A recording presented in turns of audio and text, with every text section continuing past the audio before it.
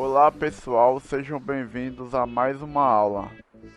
Na aula de hoje nós veremos a parede celular, o citoesqueleto, os centríolos, cílios, flagelos e mitocôndrias. Agora nós veremos sobre a parede celular.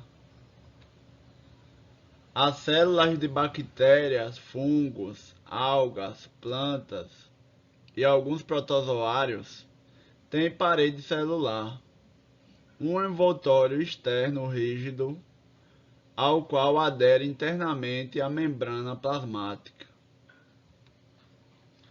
A estrutura e a composição química da parede celular variam muito. Nas células de plantas e de algas, por exemplo, a parede celular é constituída basicamente por celulose e por isso é chamada parede celulósica. A espessura da parede celulósica das plantas também é bastante variável.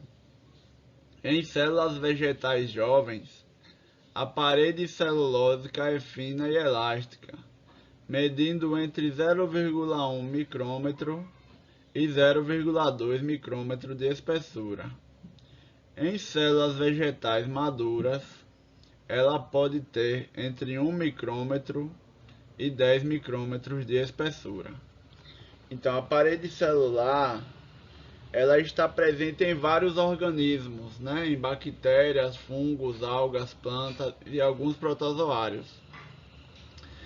Mas ela não está presente nos animais. Então, os animais não possuem parede celular em suas células, né? Ela está presente em plantas, algas, bactérias, fungos e alguns protozoários. A parede celular varia. Nas algas e nas plantas, ela é de celulose. Agora, nos fungos, ela é de quitina. Então, ela varia. E também varia a espessura, né? Em células de plantas jovens, ela é mais fina. Já em células vegetais maduras, ela tem uma espessura maior.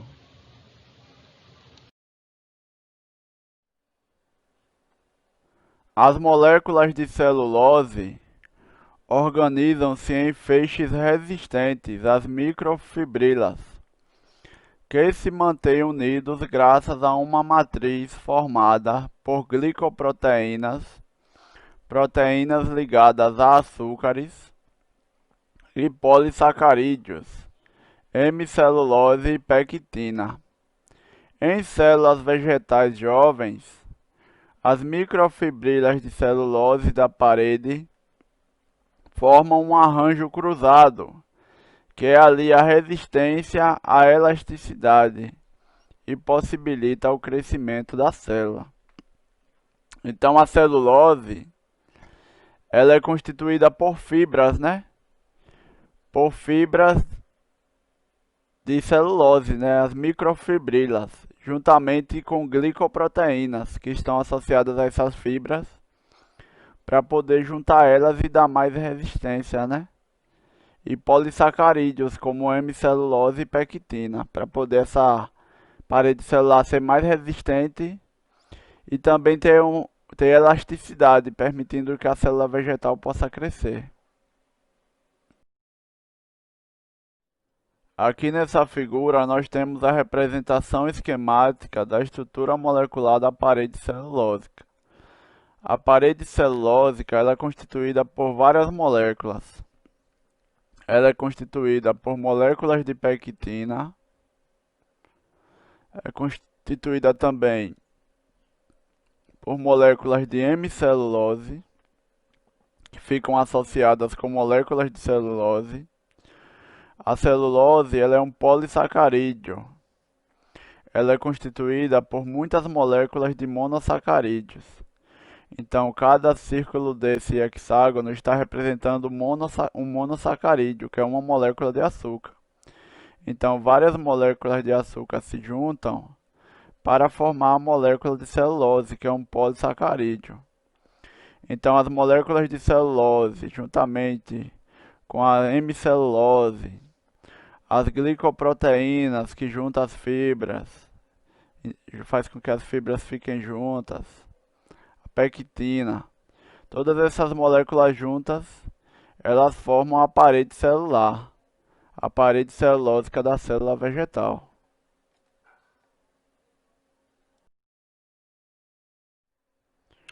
Agora nós veremos um pouco sobre o citoesqueleto. As células eucarióticas apresentam um complexo estrutural de túbulos e filamentos proteicos mergulhados no citosol, o citoesqueleto. Este desempenha diversas funções. Então a palavra cito significa célula. Então o citoesqueleto é o esqueleto da célula, né? Um esqueleto de proteínas, de fibras que formam o esqueleto celular, o citoesqueleto. Entre as funções do citoesqueleto, define a forma da célula e organiza sua estrutura interna. Permite a adesão de uma célula às suas vizinhas e superfícies extracelulares. Promove o deslocamento de materiais no citoplasma. Então, para haver o deslocamento de materiais no citoplasma, o citoesqueleto participa desse deslocamento. O citoesqueleto também participa de movimentos celulares, da contração muscular, da movimentação dos cromossomos durante as divisões celulares e dos movimentos de cílios e de flagelos.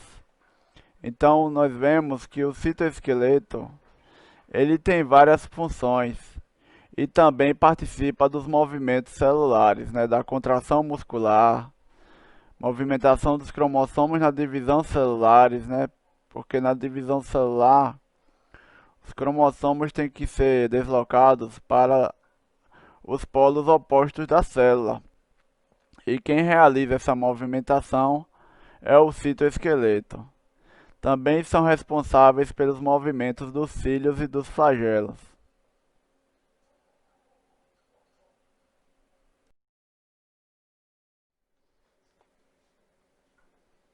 Os finíssimos túbulos proteicos do citoesqueleto, chamados microtúbulos, medem cerca de 25 nanômetros de diâmetro e podem atingir até alguns micrômetros de comprimento. Suas paredes são constituídas por moléculas da proteína tubulina.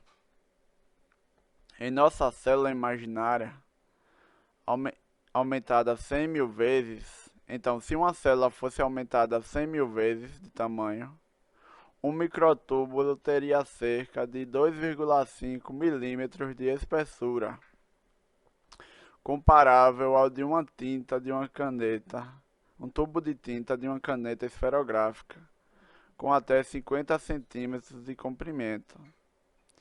Então aí nós percebemos que o microtúbulo ele é muito fino, ele só tem cerca de 25 nanômetros de diâmetro.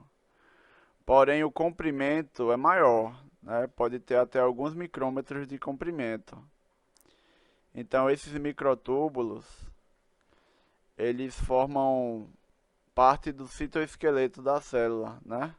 Ajuda a dar forma à célula, também no transporte de substâncias.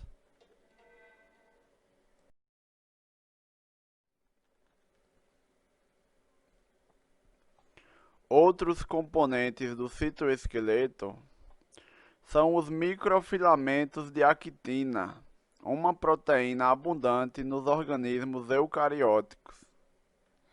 Então, nos organismos eucarióticos, que são aqueles que possuem núcleo na célula e organelas membranosas, eles possuem no seu citoesqueleto microfilamentos da proteína actina.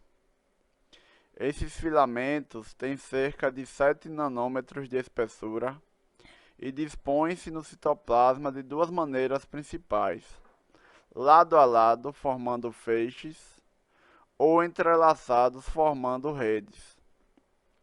Então, essa proteína actina, ela se dispõe no citoplasma, né? Ou lado a lado, formando feixes, ou entrelaçados, formando redes. E elas participam do transporte de substâncias nas células e dos movimentos celulares, porque elas podem estar associadas a outra proteína chamada de miosina. Então, a proteína miosina, ela pode se deslocar sobre os filamentos de actina, podendo transportar dessa forma substâncias e também realizar movimentos da célula, através do trabalho da miosina juntamente com a actina. Aqui nessa figura, nós vemos uma fotomicrografia que mostra o citoesqueleto de dois fibroblastos, cujos componentes foram evidenciados em amarelo. Em amarelo está representando a tubulina, que são as proteínas que formam os microtúbulos, e em azul a actina. Então, o que tiver em amarelo representa a tubulina e o que estiver em azul representa a actina, por uma técnica denominada imunofluorescência. Então, a imunofluorescência são substâncias que elas se ligam nessas proteínas e quando elas são iluminadas por uma luz especial, elas acabam fluorescendo, né? A imunofluorescência. O núcleo está evidenciado em verde. Então aí nós podemos ver, através dessa técnica de imunofluorescência, evidenciando o citoesqueleto da célula. Em amarelo a tubulina, que forma os microtúbulos, e em azul a actina.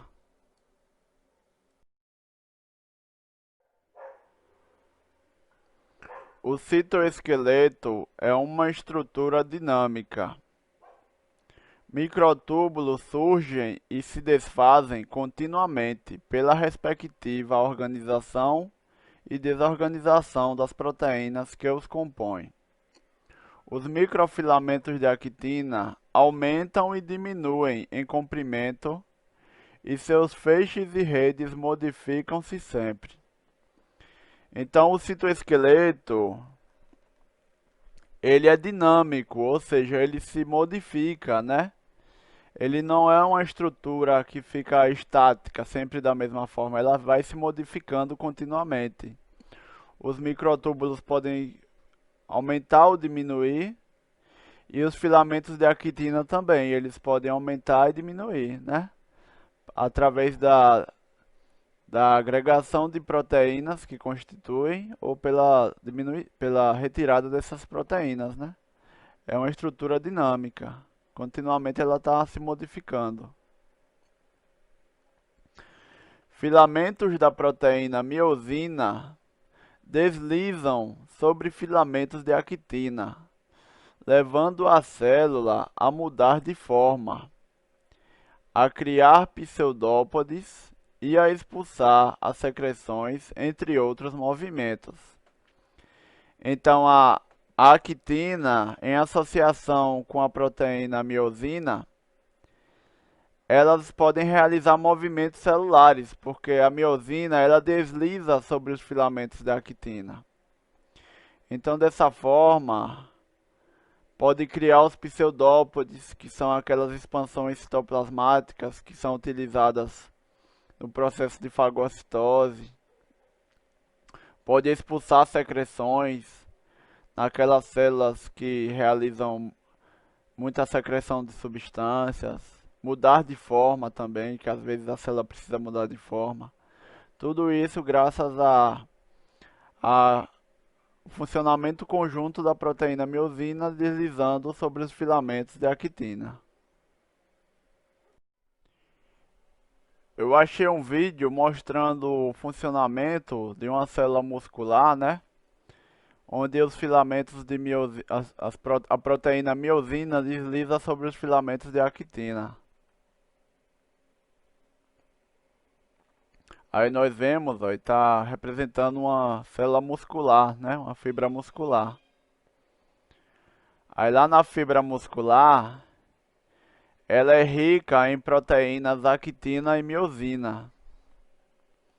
Essa, essa proteína aqui é a miosina, né? Essa aqui tem essas estruturinhas aqui. Ela é a miosina. Aí ela recebe o ATP. Aí quando ela recebe o ATP, ela desliza. Essa daqui é a actina. Então quando ela recebe o ATP, a miosina, ela desliza sobre a actina. Então aqui o cálcio também participa desse processo. Então o ATP juntamente com o cálcio, ele faz com que a miosina deslize sobre os filamentos da actina. E no caso do, aqui está representando a sinapse, onde o sistema nervoso também participa, né, que para poder estimular. Aí isso faz o músculo se contrair, né? A célula muscular, ela é rica em proteínas actina e miosina. Então, o movimento da miosina deslizando sobre a actina faz com que o músculo encurte o seu comprimento, realize a contração muscular. E isso acaba ajudando a gerar os nossos movimentos do nosso esqueleto, né? Movimento do braço, da perna, dos nossos músculos em geral, né? É a ação conjunta da miosina juntamente com a actina. Agora nós veremos os centríolos, flagelos e cílios. A maioria das células eucarióticas, com exceção das de fungos e de plantas com sementes, gimnospermas e angiospermas, apresenta pelo menos um par de centríolos, pequenos cilindros ocos, cada qual constituído por 9 conjuntos de 3 microtúbulos, unidos por proteínas adesivas. Então, o centríolo, ele é um cilindro, eles são um conjunto de pelo menos um par de centríolos, né? Que são pequenos cilindros ocos, cada qual constituído por 9 conjuntos de 3 microtúbulos, unidos por proteínas adesivas. Então, a maioria das células eucariontes, elas apresentam os centríolos. Porém, os fungos não apresentam. E nem as plantas com sementes, que são as gimnospermas e as angiospermas. Então, os fungos e as plantas com sementes não têm centríolos. Mas os outros seres vivos que têm célula eucarionte apresentam pelo menos um par deles. O par de centríolos localiza-se na região celular denominada centrosomo ou centro celular, local para onde convergem os microtúbulos do citoesqueleto. Os centrosomos têm papel importante no processo de divisão celular.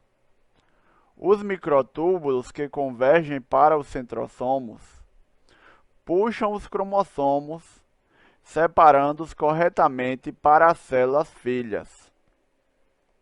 Então, no processo de divisão celular, os cromossomos precisam ser puxados para os polos opostos da célula, né?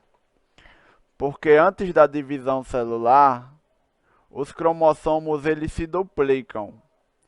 Então, um cromossomo ele passa a possuir duas moléculas de DNA. Então, na divisão celular, cada molécula de DNA do cromossomo duplicado é puxada para os polos opostos da célula. E quem puxa esses cromossomos são os microtúbulos, né? Provenientes do centríolo, né? Do centrosomo. Eles puxam esses cromossomos para os polos opostos da célula para poder ocorrer a divisão celular.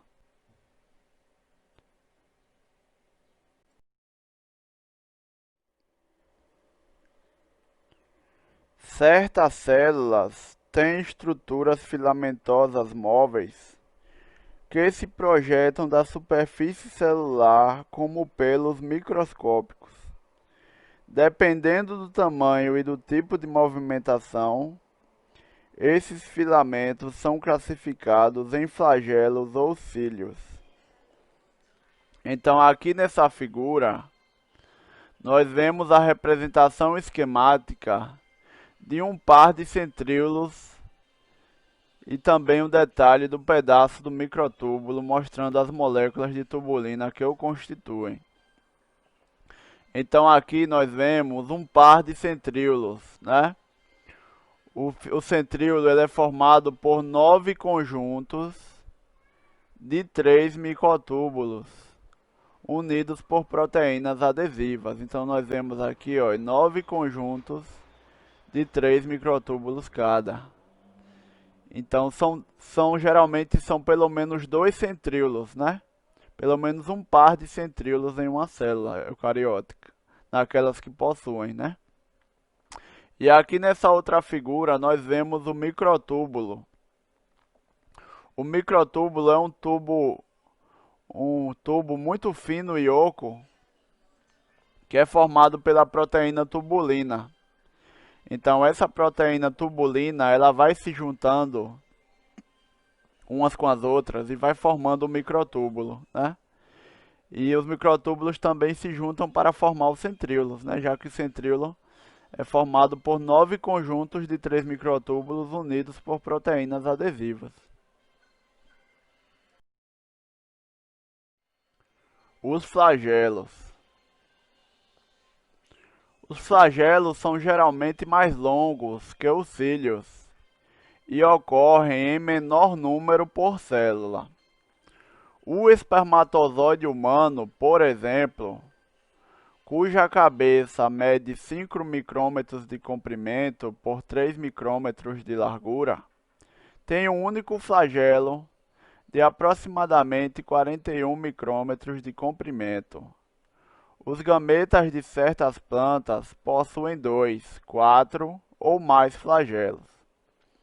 Os movimentos flagelares são ondulações que se propagam da base para a extremidade livre do filamento.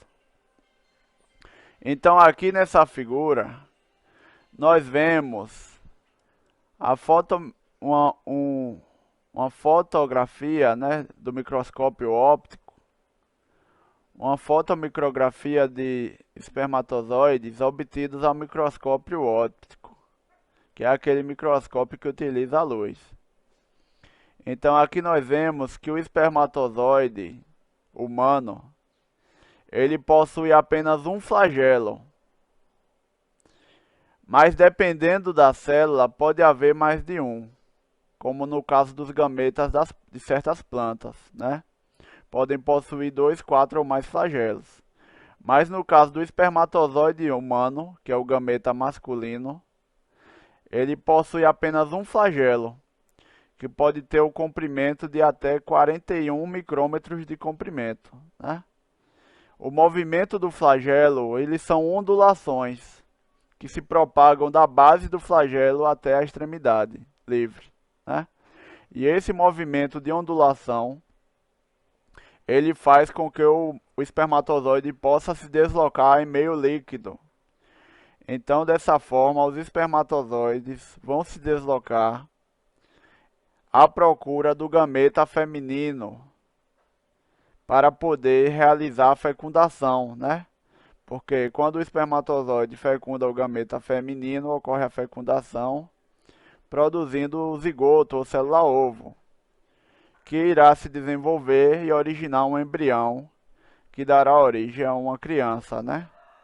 Então aqui nós vemos o espermatozoide que possui o flagelo, né? Cada espermatozoide possui um flagelo. Agora nós veremos um pouco sobre os cílios. Os cílios têm a estrutura interna semelhante aos flagelos, porém eles são mais curtos e mais numerosos e têm um funcionamento diferente.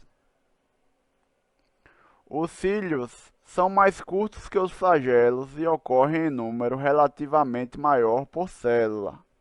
da ordem de dezenas ou centenas. Seus movimentos assemelham-se aos de um chicote, com frequência de 10 a 40 batimentos por segundo. Então, os cílios, ele se movimenta de forma diferente ao flagelo. O flagelo se movimenta por ondulações. Já o cílio, ele se movimenta de forma semelhante a um de um chicote. Ele vai e volta, né? É semelhante a um chicote, ele vai e volta, com frequência de 10 a 40 batimentos por segundo. Aqui nessa figura, nós vemos um protozoário ciliado, que é um organismo unicelular pertencente ao grupo dos protozoários, no reino protista, né? No filo Ciliopora. Então nós observamos que ele possui vários cílios, que ele utiliza na sua locomoção. Aqui nessa outra figura, nós vemos cílios presentes nas vias respiratórias. Então, na nossa traqueia, que é um tubo que vai da laringe até o pulmão, na traqueia, na superfície interna, existem cílios, né? A função desses cílios é expulsar para fora da traqueia algumas partículas que possam ser inaladas junto com o ar inspirado, né? Porque quando a gente respira, quando inspira o ar, pode haver partículas de poeira que não são benéficas para o nosso pulmão. Então, os cílios presentes na traqueia vão expulsando para fora dela, para fora das vias respiratórias, essas partículas de poeira que acabam entrando nas nossas vias respiratórias.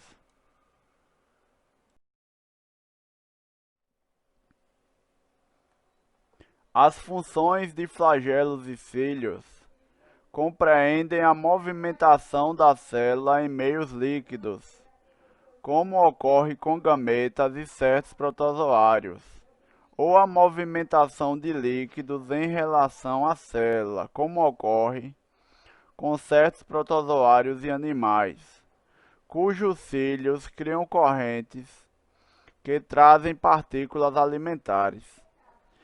Então, no caso dos flagelos dos espermatozoides, é para poder o espermatozoide se mover. E também no caso dos cílios e flagelos de protozoários, para que eles se movam em relação à água.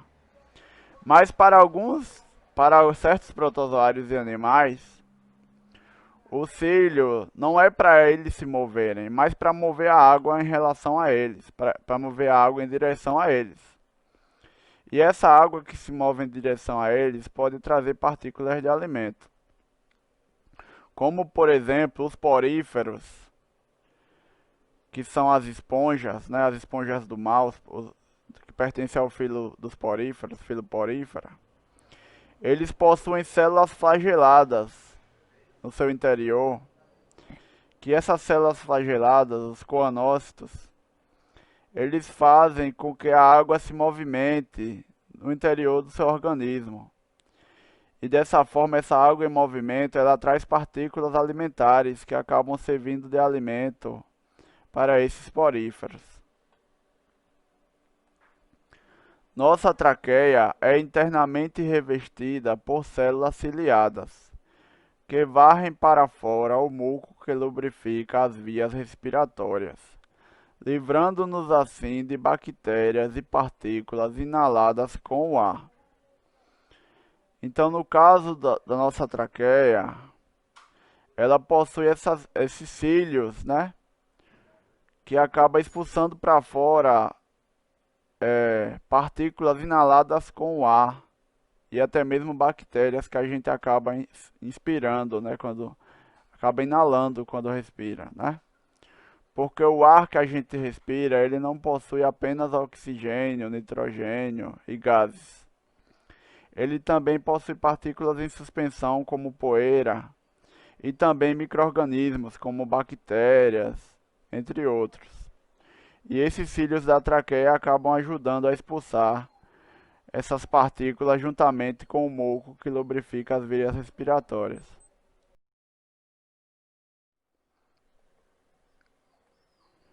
Tanto os flagelos quanto os cílios originam-se a partir de centríolos que migram para a periferia da célula e crescem pelo alongamento de seus microtúbulos. A membrana plasmática acompanha esse crescimento e passa a envolvê-los como se fosse uma luva. Então aqui nessa figura nós vemos uma fotomicrografia de cílio cortado transversalmente. É o microscópio eletrônico de transmissão, aumento de 170 mil vezes. Então nós vemos aqui, ó, nesse corte transversal observado ao microscópio eletrônico de transmissão, essas estruturas aqui estão representando os microtúbulos, né? Os microtúbulos que se organizam para formar o centríolo. Então, os cílios e os flagelos, eles se originam a partir dos centríolos, que migram para a periferia da célula, né? Então, o alongamento dos microtúbulos desse centríolo, ele acaba dando origem aos cílios e aos flagelos, né? Os microtúbulos vão se alongando e dessa forma a membrana plasmática acompanha esse crescimento e passa a envolvê-los, dando origem aos flagelos e aos cílios. A estrutura interna de flagelos e cílios é idêntica. Eles apresentam 9 duplas de microtúbulos periféricos, além de um par de microtúbulos centrais. Então a diferença do microtúbulo dos cílios e do flagelo para o centríolo é que o centríolo comum ele tem 9 conjuntos de 3 microtúbulos. Já o centríolo presente nos flagelos e nos cílios, ele tem 9 conjuntos de 2 microtúbulos periféricos, mais 2 microtúbulos centrais, né? Então a estrutura do flagelos e cílios se origina a partir dos centríolos.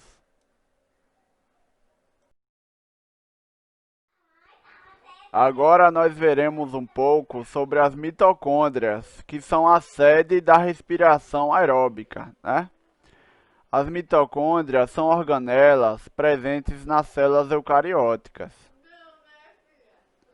Com exceção de um pequeno grupo de protozoários, todos os organismos eucarióticos apresentam mitocôndrias, organelas membranosas em geral, com cerca de 2 micrômetros de comprimento e 0,5 micrômetros de diâmetro. O número de mitocôndrias em uma célula varia de dezenas a centenas, dependendo do tipo de célula e do seu grau de atividade. Então, células que não consomem muita energia, células que gastam pouca energia, elas não precisam de ter muitas mitocôndrias, elas têm poucas. Já aquelas células que gastam muita energia, como por exemplo as células musculares, elas apresentam um número de mitocôndrias maior, né? Depende da atividade. Se a célula gasta pouca energia, tem menos número de mitocôndrias. Se ela gasta muita energia, tem um maior número de mitocôndrias. A mitocôndria é delimitada por duas membranas lipoproteicas. A membrana externa é lisa e semelhante às demais membranas celulares. Já a membrana interna apresenta dobras e pregas, denominadas cristas mitocondriais, que se projetam para o interior da organela. O espaço interno da mitocôndria é preenchido por um fluido viscoso, a matriz mitocondrial, que contém diversas enzimas, DNA, RNA e ribossomos semelhantes ao das bactérias. Então, a mitocôndria é a organela onde ocorre a respiração aeróbica, que é a etapa da respiração que utiliza o gás oxigênio. Então, lá na mitocôndria é onde vai extrair a maior parte da energia presente nos carboidratos ou nos lipídios, né? Porque a glicose é quebrada, aí ela se transforma em acetilcoenzima A, depois de algumas etapas. Essa acetilcoenzima A, ela entra na mitocôndria. E lá na mitocôndria ela será quebrada em várias etapas para extrair a energia, né? Para poder produzir o ATP.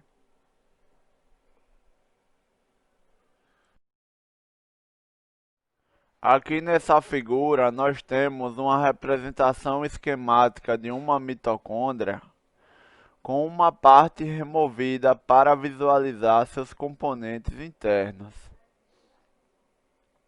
Então nós vemos aqui nessa representação esquemática que a mitocôndria ela apresenta duas membranas. A externa, que é a de fora, ela assemelha-se com as outras membranas da célula. Já a membrana interna da mitocôndria, ela apresenta dobras e cristas, que nessas dobras e nessas cristas dessas membranas vão ter enzimas que vão estar associadas com o processo da respiração celular, né? Essas dobras e essas cristas da membrana interna da mitocôndria, ela vai estar relacionada com o processo da extração da energia na respiração aeróbica, né? Então tem a matriz mitocondrial, que é a região interna, né, da mitocôndria. Tem os ribossomos, que é quem vai produzir as proteínas da mitocôndria. Tem um espaço entre a membrana externa e a interna. A membrana interna tem também a crista mitocondrial e a membrana externa. E também molécula de DNA, né? Porque a mitocôndria ela tem molécula de DNA própria dela. Ela pode receber algumas substâncias provenientes do DNA da célula, mas ela também tem um DNA próprio. Aqui nessa outra figura, nós temos uma micrografia de uma mitocôndria cortada em vermelho, entre tubos e bolsas membranosas do citoplasma em verde.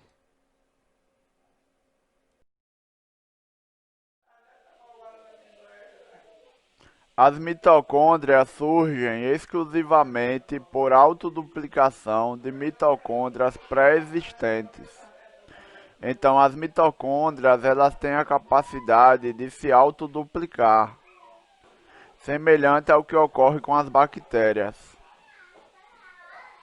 Quando a célula se divide por mitose e origina duas células filhas, cada uma recebe aproximadamente metade das mitocôndrias da célula-mãe. À medida que as duas células crescem, suas mitocôndrias se autoduplicam, restabelecendo o número original. Então, quando a célula eucarionte se divide por mitose e origina duas células filhas, cada célula filha recebe cerca de metade das mitocôndrias presentes na célula-mãe. Conforme essa célula filha vai crescendo, as mitocôndrias vão se autoduplicando e aumentando em número, né? As mitocôndrias conseguem se autoduplicar semelhante ao processo de divisão binária, né, que ocorre com as bactérias.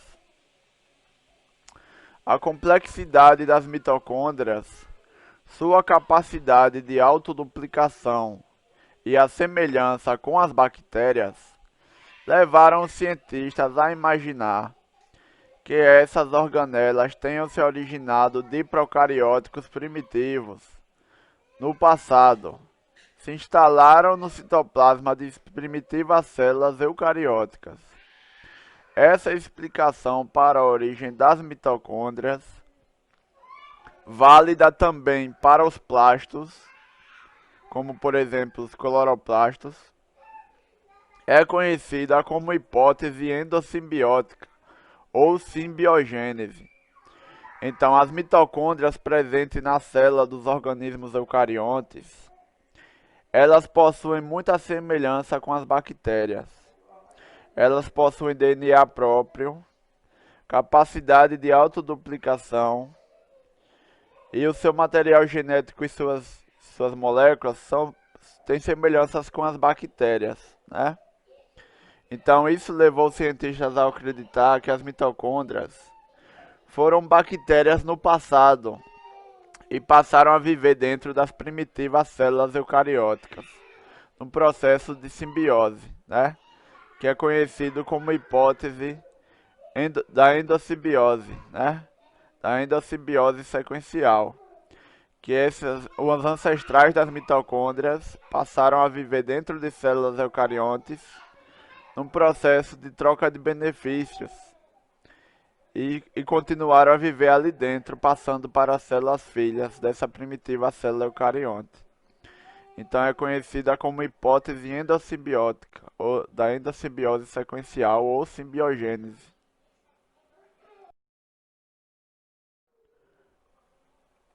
Um fato interessante sobre as mitocôndrias é que em animais com reprodução sexuada, essas organelas têm sempre origem materna. Apesar de os gametas masculinos possuírem mitocôndrias, elas degeneram logo após a fecundação, de modo que todas as mitocôndrias do zigoto e, consequentemente, as de todas as células do indivíduo descendem das que estavam presentes no gameta feminino. Então, as nossas mitocôndrias e dos organismos com reprodução sexuada, ela vem da mãe, né, do gameta feminino. Então, as mitocôndrias de todas as pessoas, elas têm origem materna, porque embora o espermatozoide possua mitocôndrias, mas quando ele consegue penetrar no óvulo, a mitocôndria que fica é a do gameta feminino, porque a do espermatozoide ela degenera, só fica as mitocôndrias do gameta feminino.